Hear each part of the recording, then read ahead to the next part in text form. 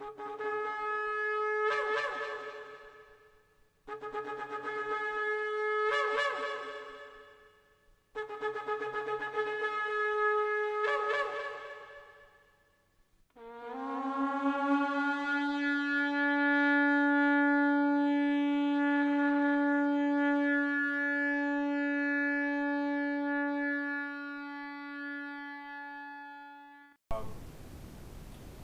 afternoon we're going to be taking a look at the Passover account, Passover unleavened bread, and the Exodus account.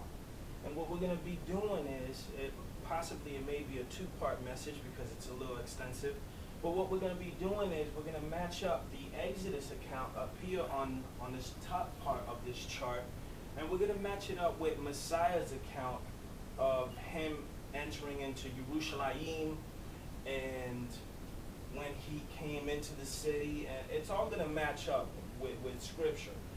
On the 10th day, it's going to match up when Messiah came into the city. When you slaughter the lamb, it's going to match up when Messiah was crucified.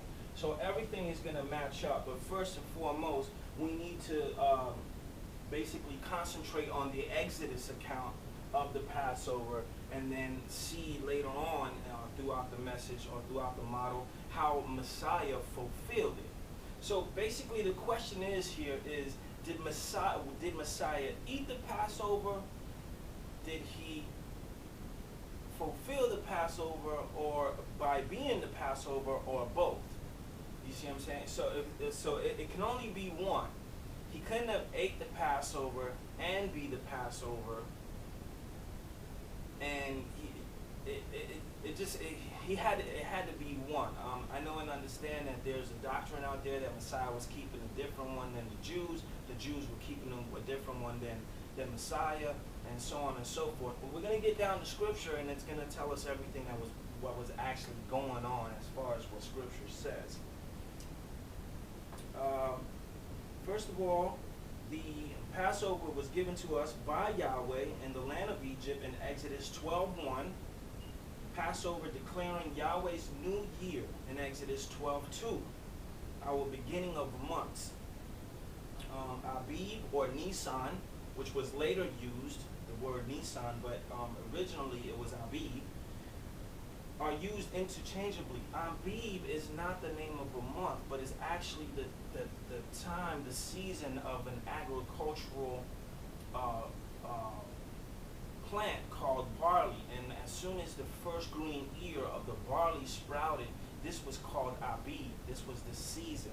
So it's not actually, it's not a month, but it's actually a time and season when the barley plant first shows its green ear. Alright, so let us continue with the model.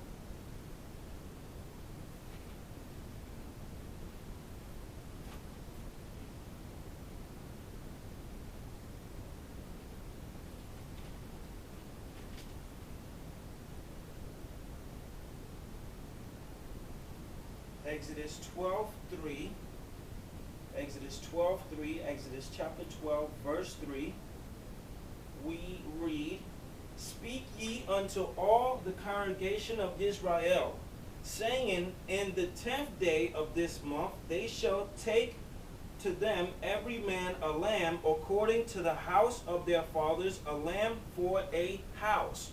Okay, so what we have here is on the 10th day here, we bring the lamb into our homes. Okay, Yahweh counts his days from evening to evening. Okay, so from this evening to this evening is one day. This is the 10th day. This is when we bring the lamb into our homes. This is when Yahweh says bring the lamb into the homes. Later on, when we get to the Brit Hadashah, where Messiah fulfilled this, we'll see that Messiah went into Jerusalem on the 10th day, as was prescribed in the Exodus account. So, here on the 10th day, from evening to evening is one day. From evening to evening, 2 days. From evening to evening, 3. From evening to evening, 4. From evening to evening, 5. Okay? 1, 2, 3, 4, 5. On the 14th day, a lot of people, think that it's 4 days. It's actually 5 days.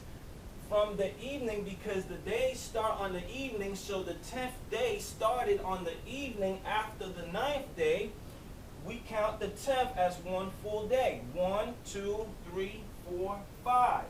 5. And we'll see that come about. We'll see that being fulfilled when we get to the Brit Hadashah, how Messiah also fulfilled those 5 days. Okay? So, 1, 2, 3, 4, 5. On the 14th, you keep it until the 14th day. Okay? In your home. Exodus 12:6. 12:6. And ye shall keep it until the 14th day of the same month, and the whole assembly of the congregation of Israel shall kill it in the evening. Okay? So what we're doing is we're killing it in the evening of the 14th. So what happens is, this is the evening of the 14th. It's not yet night. It's not nighttime yet. Evening and night is completely two different things.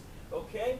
So the evening is when it's got like that grayish type of look outside, or that reddish type of look outside. It's not completely dark and it's not completely day. So when he says you keep it until the 14th day and you kill it in the evenings, when you kill it in the evening, you're stepping into the 15th day, because remember, Yahweh counts his days from evening to evening. So when he's telling us to keep it until the 14th day, and we kill it in the evening of the 14th day, by the time they was eating it in Israel, excuse me, in Israel, it was the 15th day. It was already going into the 15th day. By the time the sun came down, it's already counting it into the 15th day. Thus far, they eating the unleavened bread with the Passover lamb that was slaughtered in Egypt on the 15th day. Okay? So, but we get some confusion with the keeping and until and so on and so forth. So, the word until is odd, the same as 5703, used as a preposition, adverb, or conjunction. Okay? Webster's dictionary defines until up to the time of, with a preposition as far or long or much as, whether of space, even until or time. Okay? This word until in chapter 12, verse 6 is being used as an adverb because it's expressing a time. Okay? So until I get there. Okay? I'll be there when I get there. Or wait for me until I get there. Okay? So you're waiting for me until I get there.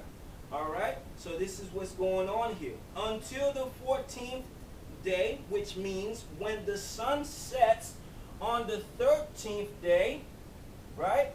It's bringing it into the 14th day. So, when the sun sets on the 13th day, you keep it until the 14th day, and then you kill it at the evening of the 14th day. Thus far, bringing us into the 15th day, and then we eat the roasted lamb with unleavened bread. And we'll see that later on in Scripture, because Yah says, on the self-same day that I brought you out of the land of Egypt. And we'll see that later on in Scriptures. Okay? So the word twilight here that's being used, or twixt, in the interlinear, which they use it, in the Webster's Dictionary, is the subdued light just after sunset, or sometimes just before sunrise. The period from sunset to dark, a gradual decline. So it's not fully dark yet, but it's setting to be dark at a gradual decline. So it's still that grayish looking area, sky that we see outside. Exodus 12:6 in the interlinear reads like this: twixt, Hebrews 9:9:6, bane, between. Okay, a primitive 995 is a primitive root to separate mentally or distinguish. Okay, so there's a separation between the day and the night. This twixt is a separation between the two.